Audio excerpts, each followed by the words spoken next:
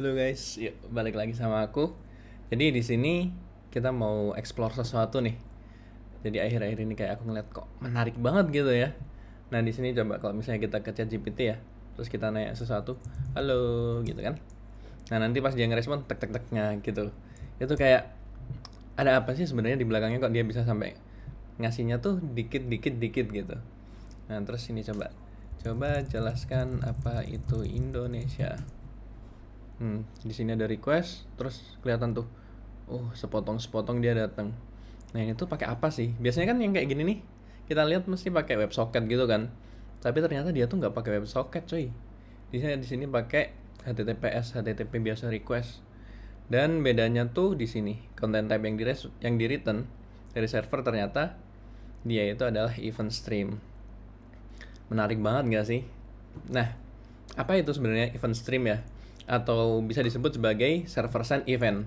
Server send event itu intinya kayak gini ya. Jadi dari klien tuh request sesuatu, misal dari klien request, coba kirim ABC gitu kan. Nah nanti dari server bakal ngirim ABC, tapi dia nggak langsung sekali ngirim, tapi dia kayak A, terus habis itu B, terus C, kayak gitu.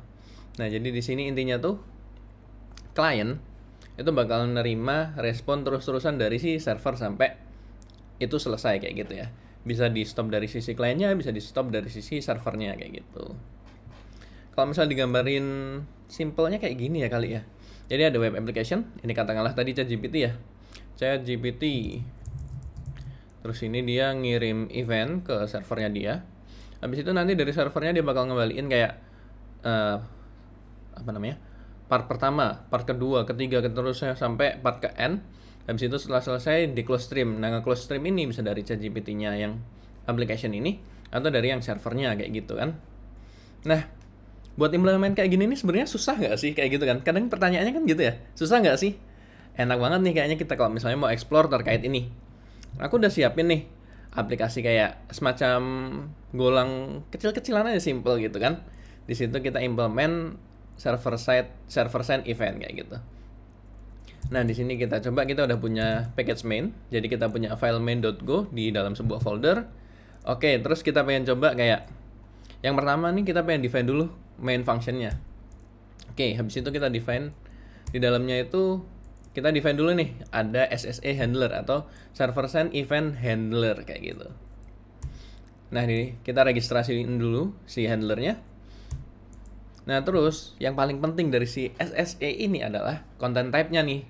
Jadi kita kudu ngirim content type berupa text event stream. Terus ini ada beberapa content type lain yang optional aja, boleh ditambahin boleh enggak. Terus ini kita nge-validate dulu. Jadi si golang ini kan dia pakai objek atau struct yang namanya HTTP response writer buat nulis responsnya itu kayak gitu kan. Nah, kita ngecek dulu nih response writer-nya itu bisa nggak sih dipakai buat sebagai flasher atau struct yang dipakai buat ngirim respons secara streaming kayak gitu. Kalau misalnya dia nggak oke, ya udah kita return error nggak support nih kayak gitu kan. Nah setelah itu kita coba bikin kayak timer aja. Jadi kita pengen bikin simple aja, tiap 2 detik dia ngembaliin event gitu tiap 2 detik.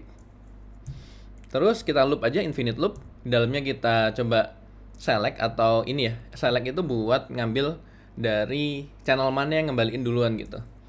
Nah di sini kita ngecek dulu dari si tickernya itu, kalau misalnya dia udah 2 detik, kita bakal ngirim yang pertama kapan. Terus habis itu ini kayak semacam ping aja gitu ya. Jadi biar sedikit rame aja gitu. Terus ada datanya kayak gitu ya. Nah, di sini juga kita mau listen sama konteksnya. Jadi kalau misalnya dari klien udah ngomong stop gitu kan, ya udah kita bakal ngomong disconnect, udah nggak kita kirim lagi. Setelah itu kita pengen bikin HTML handler buat apa? Buat kayak menggambarkan aja gimana sih sebenarnya dari depan itu nerima si event ini gitu kan. Nah, terus kita registrasiin dulu handlernya. Di sini aku udah sempat bikin semacam HTML file yang isinya kita bakal ngelisten eventnya itu kayak gitu. Oke, kita kasih logging sedikit-sedikit. Terus kita format. Nah, di sini ini udah siap nih buat di run. Sekarang kita coba run dulu ya. Apa tadi?